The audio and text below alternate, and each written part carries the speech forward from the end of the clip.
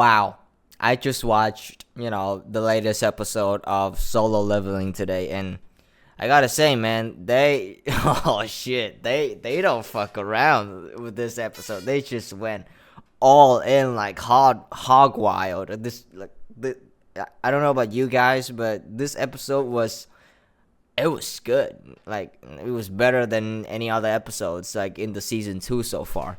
And I just want to talk about, like the show in general. It is pretty good. It is very well executed for the most part, actually. Now, I do read a lot of people's opinions about the show, and I can get some things and why that they don't really like it because it's not like super 100% faithful to the original manhwa. I mean, I've read the manhwa, like not to the latest chapters, but enough to where I can determine that it is, if the anime is really being super faithful to the source material or not. But the thing is, the story beat and the character developments is really, it's really kind of just the same as the manhwa actually. And there's not, there may be a little bit of cuts in theirs. So that's why a lot of the characters that if you read the manhwa, the characters doesn't feel so much fleshed out. But overall, in general, the show is a pretty good show. It's like a really good power fantasy. You know what? It's like a more good version of Sword Art Online. This show is what Sword Art Online aspired to be. I gotta be honest with you.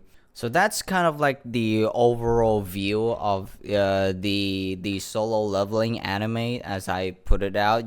There's some problems here and there, but overall, it is a very generally a good show. Now, I'm gonna talk about some of the stuff that I think, my opinions on season 2. Actually, I don't want really to go on to details about season 1 because I think season 1 is like it's like the whole season is just like start to setting up like the climax of season 2. And I think that's perfectly fine. Not a lot of people, like not a lot of people that super happy about it, I guess.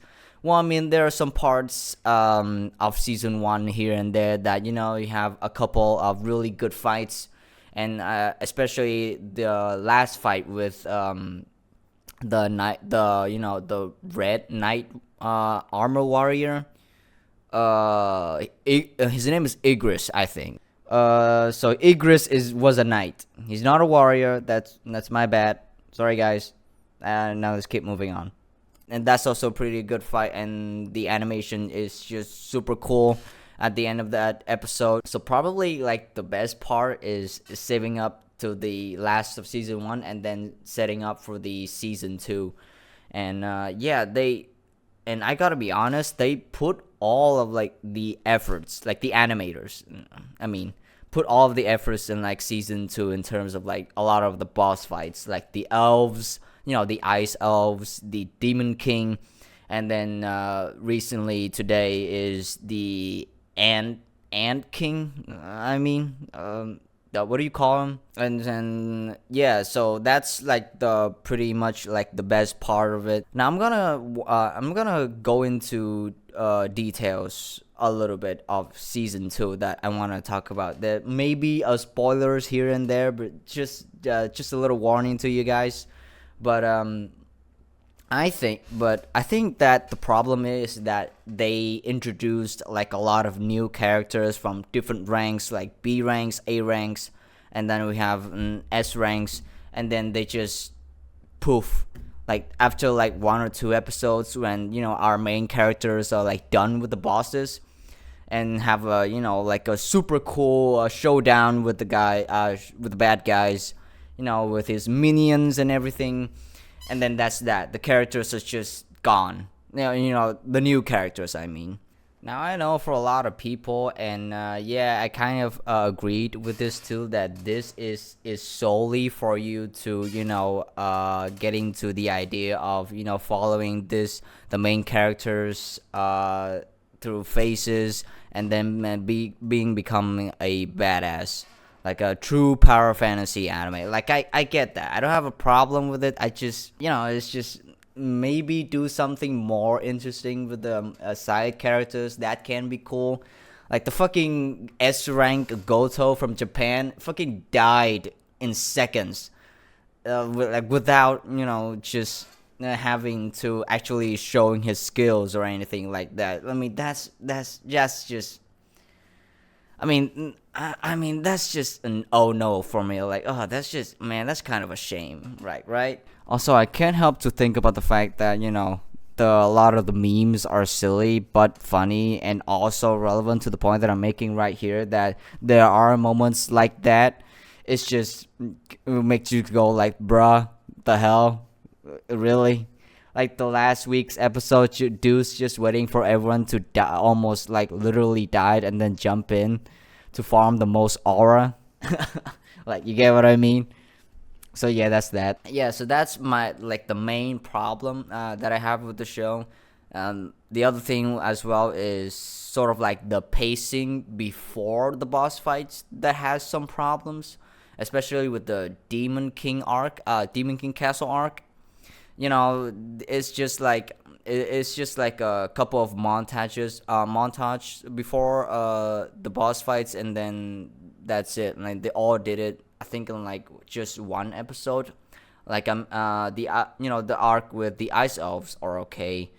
The Ant King was okay, but the demon arc, like, the stuff that they do before leading up to the boss fights is just not really, you know like, you get what I mean. But overall, season 2 is like a banger, really. Like, it is for anyone who loves like shonen anime, or just like, want to see cool guy being beat up, bad guys.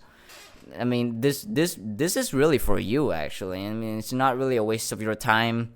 I can guarantee that.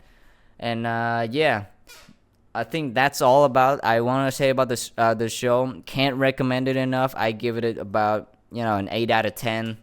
Really. Now that I think about it, there's also a thing that they kind of memed about it a lot, is the cliffhangers.